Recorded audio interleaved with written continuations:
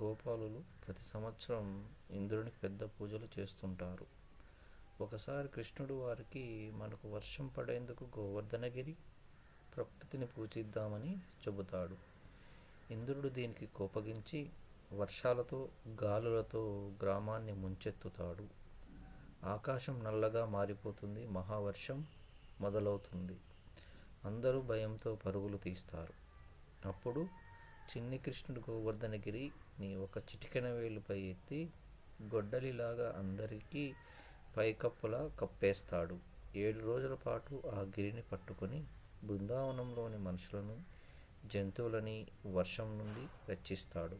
ఇలా ఒక చిన్న గోపాల బాలుడిని కనిపించిన కృష్ణుడు ఇంద్రుడి గర్వం కూడా పడగొట్టి భక్తులను కాపాడాడు. ఇలాంటి క్రేజీ ఫ్యాక్ట్స్ తెలుసుకోవాలి అంటే మా ఛానల్ని సబ్స్క్రైబ్ చేయండి.